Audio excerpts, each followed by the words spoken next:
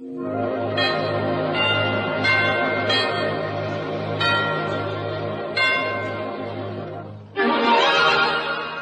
was curious. I tasted it. Now I know why Schlitz is the beer that made Milwaukee famous.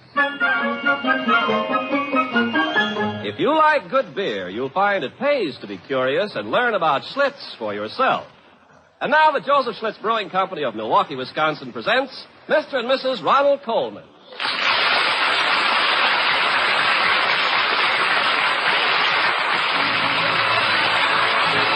And now, the Halls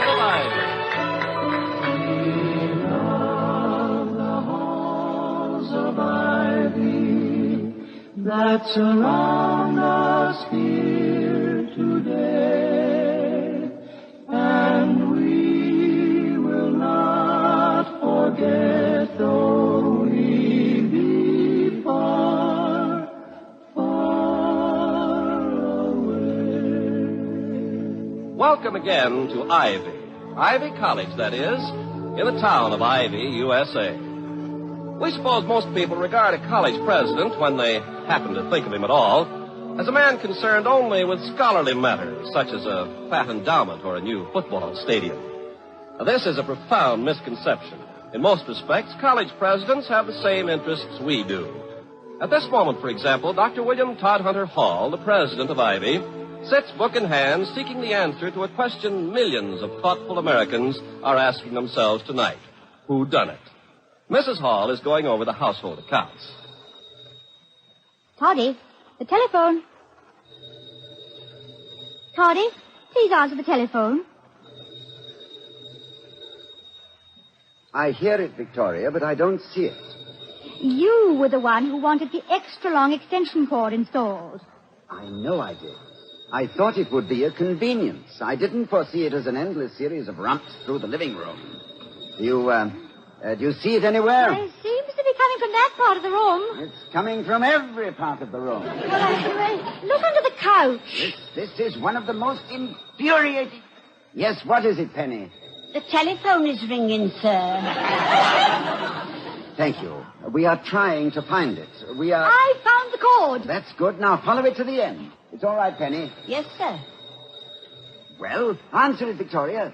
Wrong end. Not again. This happens every time. I can't... Oh, here it is. I've got it. Well done.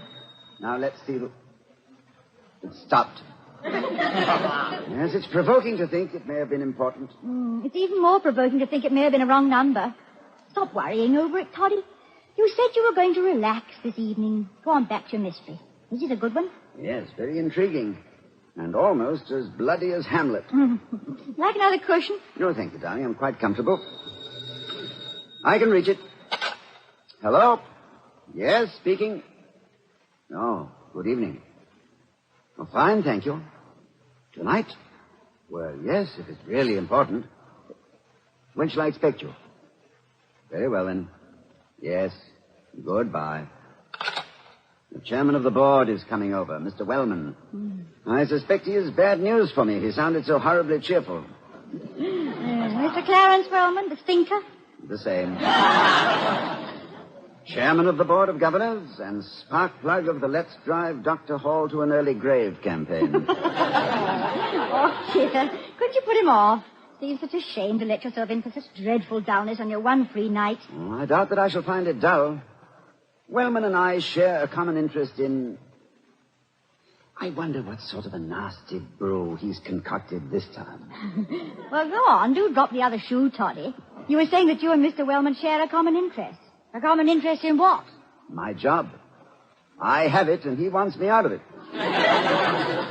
He's been after that for years, pursuing it with the fixity of purpose and the utter lack of humor of a child reading a comic book. Well, there's no point in fretting. Have an apple. Vicky, darling, I love you, but I cannot be soothed with a pippin. I wasn't trying to soothe you, Toddy. I was merely trying to induce you to eat some fruit. You never eat any at all. It's bad for you. Is there any chance of Mr. Wellman getting you out of your job? Oh, not for the next 5 years. My contract, as you know, runs through 1955. But he seems to have reasoned that if little drops of water can, in the course of time, produce a phenomenon like the Grand Canyon, I need not complete the thought. You sure you won't try picking? Quite sure, my dear. In my most tranquil moments, I have little taste for apples.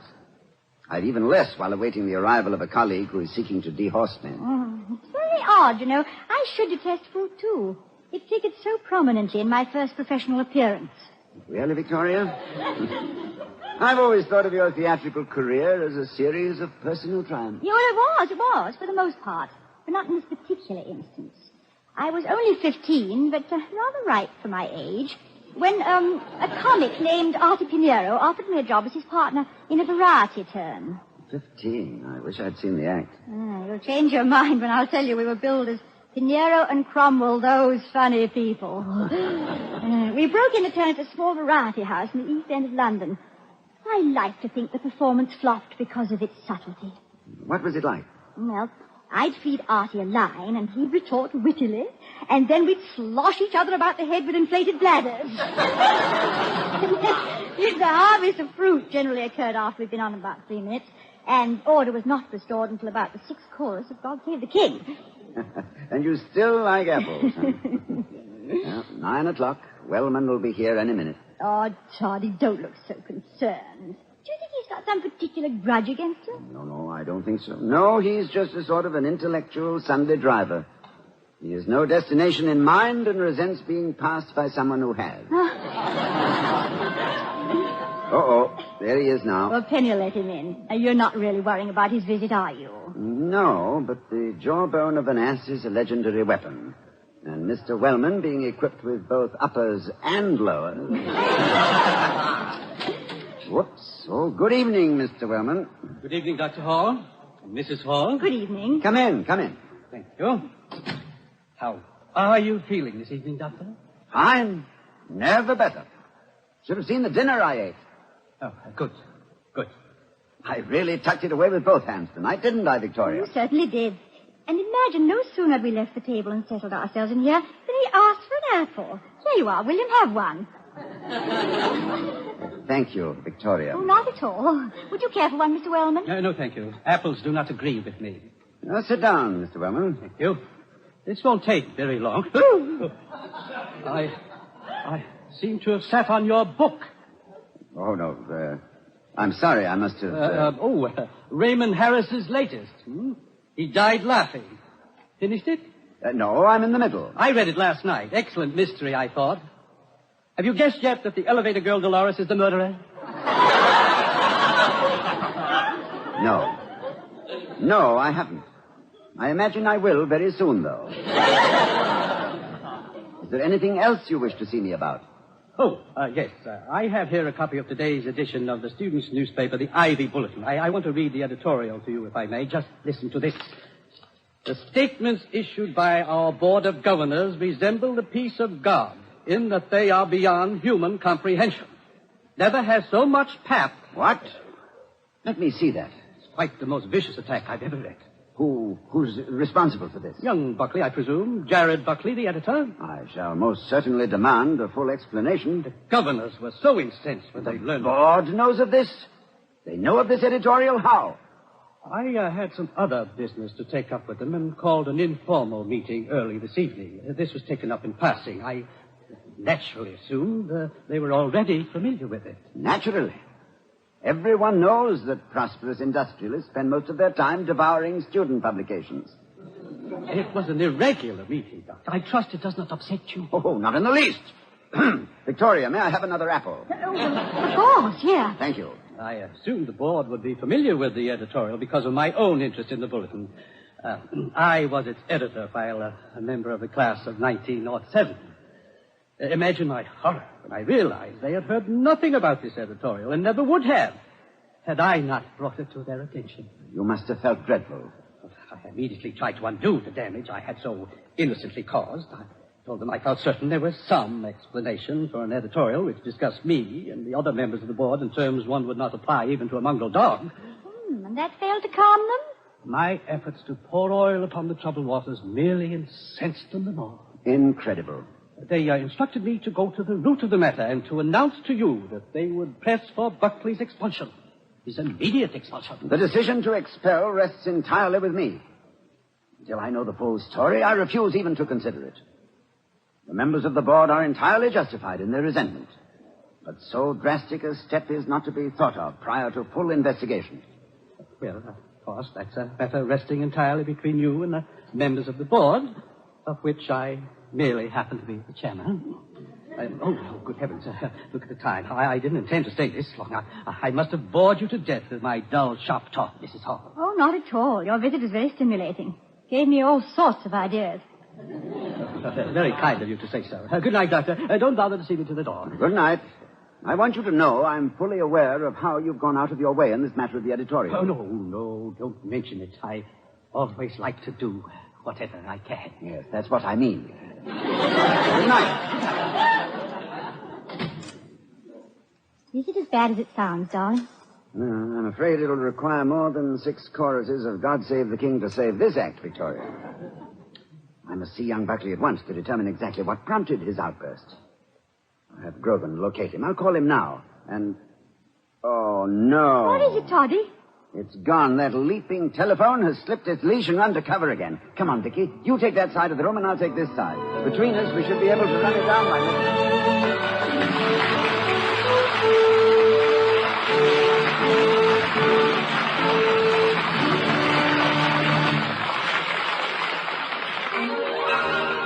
I was curious. I tasted it. Now I know why Schlitz is the beer that made Milwaukee famous. When you hear a man talk like that, you know he's had a pleasant experience, one that may suggest something equally enjoyable to you. So before we return to the Halls of Ivy, starring Mr. and Mrs. Ronald Coleman, let's hear what happened in a rumpus room when an amateur railroad tycoon entertained a man who could very well be a neighbor of yours. My story concerns a friend who loves to demonstrate the workings of his model railroad and how he put me on the right track to the beer that made Milwaukee famous. Now, if that sounds confusing, it's only because you weren't with me that evening when I helped my friend manipulate his model trains with a skill that would have put Casey Jones to shame. My wife was along, and as she says, you know how men are. So it was evidently no surprise to her that I became completely engrossed in switching tiny streamliners and backing freight cars all over the basement. But what did surprise her was that my enthusiasm for railroading evaporated so quickly. And I'll have to admit that my interest in model locomotives collapsed like a punctured balloon the minute that tray came round the bend. For the tray held Schlitz beer. Certainly I was curious. But certainly my friend, who is so exacting about details in his hobby, would be equally concerned with the fine points of any beer he served. So while everyone else was helping get the trains back into the roundhouse, I was savoring that first taste of Schlitz. Maybe my wife is right. Maybe I wasn't minding my manners. But I've been minding them ever since. For now, when we have callers, I'm a perfect host. I serve Schlitz. And I've never forgotten that I have my friend to thank for putting me on the right track to the beer that, to coin a phrase, established the reputation of a certain city in Wisconsin. What I mean is, no wonder they call Schlitz the beer that made Milwaukee famous.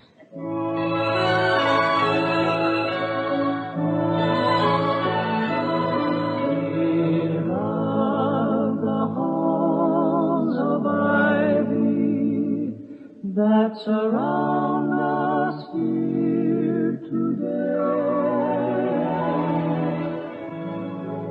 As we rejoin the Halls of Ivy, the rather worried Dr. Hall, with a touch of nostalgia, says, You know, Victoria, there are times when I wish I were a carefree undergraduate once more. Oh, stretch out on the couch, Toddy. Put your head in my lap. There. That's good. You know, in those days, I used to wear a yellow slicker covered with funny sayings, such as banana oil. And I wore a blazing red felt hat known as a whoopee crusher. And I drove about in a purple Stutz Bearcat sounding an enormous klaxon horn incessantly. Whatever for? Why, I had to. In order not to be conspicuous. We were all alike. What the devil's the matter with Grogan and his campus police? Shouldn't take this long to find Buckley. Oh, relax, Toddy. I'm sure it's not the... It's all right. Don't move, Vicky. I have my foot on it. Hello. Speaking. Yes, Grogan, have you found him? Good. Thank you very much. Good night. Young Buckley is on his way over. Now, you won't be too severe with him, will you, Toddy? You can be terribly intimidating, you know. Inasmuch as Buckley stands 6'4" and came out of the war covered with decorations for bravery beyond the call of duty, I don't think you need be unduly concerned for him, Victoria. If you must have fears, let them center about me. No, I don't relish this interview at all. If he published a retraction, would that smooth things over? I'm afraid not. Mr. Wellman, the entire board, in fact, will be appeased by nothing short of a human sacrifice. My own feeling is that Buckley, as editor, is privileged to express his view right or wrong, subject only to a reply by the board being given equal space and prominence in the bulletin. I have very strong feelings about the freedom of the press. That's one of the reasons I love you, Toddy. You have strong feelings about everything. Thank you, Vicky. I also have very strong feelings about the freedom of reading. Our press is free to report and interpret, and is also free to distort and suppress. The public is free to read what it will, and is also free to disbelieve and go behind the printed word. Free is a short word that goes a long way. It's one of the most beautiful words in our language. Ever since the Chinese invented movable type half a century before Gutenberg, freedom has been moving forward, in spite of a few bad publishers and stupid readers. A responsible press and an informed public... excuse me, am I making a speech again? Yes. The same one you gave to the journalism class last month, so you fixed it up a little. What do you do if Mr. Wellman insists Buckley be expelled? Oh, I'll fight him. Even though the board may take my contract and... Tell me, is it very difficult to manipulate an inflated bladder? Before long, you and I may well find ourselves breaking in a new act in the East End of London. Well, it's not at all difficult. Cromwell and Hall, those two funny people. Tell me, lady, how do you know how to make a Venetian blind? No, how do you make a Venetian blind? You stick your finger in his eye.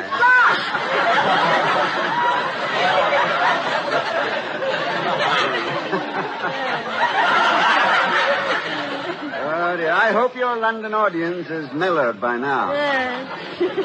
Tell me, Dr. Hall, when did you first begin to suspect that you had an aptitude for the theater? Oh, I think it was when I first saw you in Give Them Tears in London and returned to see it another 25 times. I'd never before noticed any particular urge in that direction. But it wasn't until our first date that I realized what a talent I had for acting. I remember I'd lost my book of traveler's checks that afternoon and found myself that evening standing at the stage door, not a penny in my pockets, waiting for the one woman in the world upon whom I wished to make a favorable impression. No, Toddy. The casualness with which I masked my agony convinced me the stage had lost the genius when I embarked upon an academic career. So sorry to have kept you waiting, Mr. Hall. In view of the reward, Miss Cromwell, my time was well spent. You look very beautiful. Oh, this is for you. Oh, it's lovely. I've always thought a single rose more charming than great big bouquets of them. Really? I'm very glad. I'll wear it in my hair. What made you decide to bring me just one? Did you know I preferred it? No. It seemed like a good idea somehow. May I say its beauty has faded by comparison? Oh, no. And the more ways in which you say it, the happier I'll be.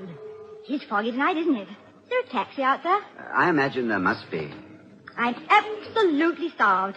I never eat before a performance, and I'm always ravenous at the final curtain. Where are we going? I haven't decided yet. Oh, well, we might go to the Wedgeley. The food's heavenly. You very hungry? Well, it's funny, but at the moment, I seem to have no appetite whatsoever. Well, I think I could eat for both of us. This fog is extraordinarily thick. Where's your taxi parked? I can't see a thing. I'm completely lost. Oh, well, your driver's probably not waiting for you anyway. Taxis are at a premium on nights like this. Fortunately, the Wedgeley's only round the corner. Do you mind walking? Not at all. In fact, I'm in favor of it. You're very quiet. I was thinking that this is like a daydream come true for me. In London, on a sabbatical, walking in the mystery of night and fog, with you on my arm. It's a heady mixture for a professor. What would you be doing if you were back home now? On a Saturday night? Hmm. Oh, I'd find something stimulating to do, I suppose. Drive through the countryside, or a concert, or a squash game at the club. Really? On a Saturday night, huh? Oh, I know that doesn't sound like much when I tell it, but when you're living it, yes? Then it's even worse. Oh. But I'll remember an evening like this for the rest of my life. The way it's gone these past few minutes, that is. I think I'd best tell you now that I can't take you to the Wedgeley, nor any place else, because I haven't any money. What? I misplaced my traveler's checks. The only money I could raise was 2 shillings. Borrowed it from the doorman at the hotel. And I spent that for the rose. I'm terribly sorry. Oh, no. Don't apologize, please. How did you get to the theater from your hotel? You're stopping at the Hanover, aren't you? Yes, I walked. All the way? It's the other side of London. Oh, I started around 7. Shall I take you back to the theater? No. Professor Hall, may I say that never in my life has anyone walked a dozen miles to see me, and I'm very moved. Then I'm glad I ran part of the way. Oh. Do you think you could walk another 2 miles? Of course. Why? Well, my flat's only 2 miles away. There's a perfectly delicious steak waiting, and I happen to be the best cook in the world. Oh, thank you. Thank you. Why, not at all, sir. You've lifted a mountain from my heart. Do you mean you want to see him or don't you? I thought you'd be angry. Why should I be angry? Toddy, Penny wants to know whether or not to show young Buckley in. Buckley? Who's Buckley? Oh, Buckley! Yes, of course. Yes. Oh, yes. Yes. Show him in. Vicky, darling, will you entertain him while I put on a coat? A certain formality is required, and a dressing gown yes, is of course, hardly... of course. I'll be down immediately. Mrs. Hall? Yes. Good evening. Mr. Buckley? Yes, Jared Buckley, Corporal, United States Army. Retired. How do you do? Won't you sit down? Thank you. You've never been here before, have you? Yeah, no, ma'am. This is my first visit to the powerhouse. Oh, the powerhouse. Is that what the students call it? Yes, ma'am. Well, this fire feels good. Winter is really here, isn't it? Saw a whole covey of good humor wagons flying south this afternoon. I hope this call hasn't inconvenienced you. That's all right. I was out with a girl. Well, the thought seems to sadden you. She annoys me. In my relationship with her, I'm something like the hands on that clock over there. I have the feeling I'm making time, but at the end of the day, I'm right back where I started. Oh, well. Have you any idea why Dr. Hall wants to see me? Well, he'll be down directly to tell you himself, but I don't think I'm violating a confidence to say it has to do with the editorial in today's bulletin.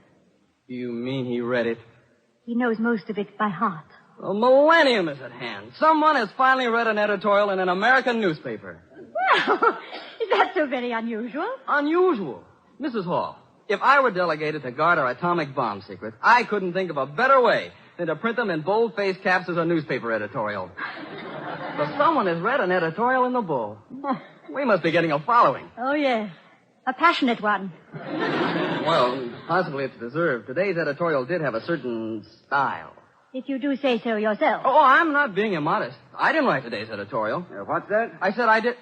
Oh, good evening, Dr. Hall. You say you didn't write today's editorial? No, sir, it's a reprint.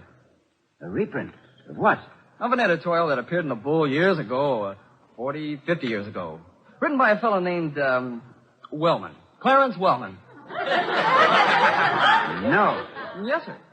Is he any relation to the Wellman on our Board of Governors?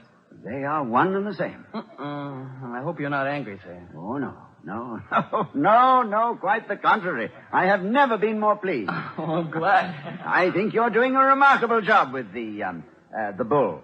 Yes, indeed. Yes, sir, you'll be surprised at the comments I've heard. Oh, thank you. Thank you very much. Well, that's all I wanted to say to you. Thank you for coming so promptly. Yes, but what? Why, I mean, I don't understand. Why did... Oh, well, good night, Mrs. Hall. Good night. Good night, sir. Good night, and thanks again. Don't mention it. Good night. It's good to see you laughing again, Toddy. Oh, it feels good, too, my darling. Now, will you sit quite still while I make a very pleasant phone call? If you don't mind my snooping. I have neither the mind nor the will to stop you. Now, come closer. Who are you calling? You'll see. Hello, Mr. Wellman. Yes, This is Dr. Hall. Doctor. I am pursuing this editorial investigation with all possible speed. Your promptness is most commendable. Thank you. You consider the editorial most destructive, don't you, Mr. Wellman? More than that, student opinion of this nature can destroy forever the authority of this college. And you feel, then, that nothing short of expulsion would be proper punishment for the author? Beyond expelling him, I personally would like to send him to prison. I consider the writer unfit for any association with Ivy. I see.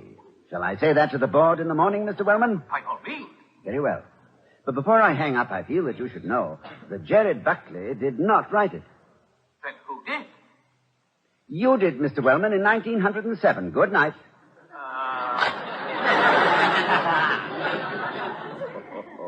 Oh, I feel so good. Vicky, What? would you like to play a game I just thought of? A game? What game, Toddy? I'm going to blindfold you, hide the telephone, then go down to the drugstore and call you up.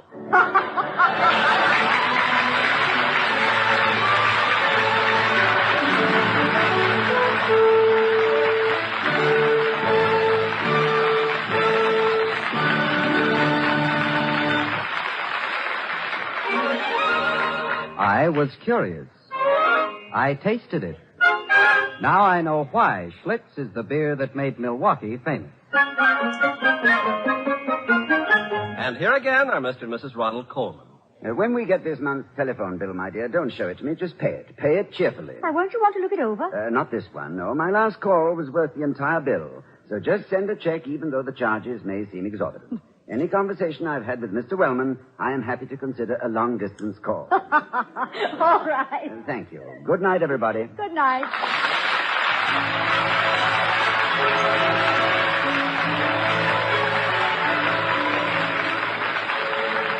We'll be seeing you next week at this time at the Halls of Ivy, starring Mr. and Mrs. Ronald Coleman. The other players were Herbert Butterfield, Roland Morris, and Gloria Gordon. Tonight's script was written by Walter Brown Newman. The music was composed and conducted by Henry Russell.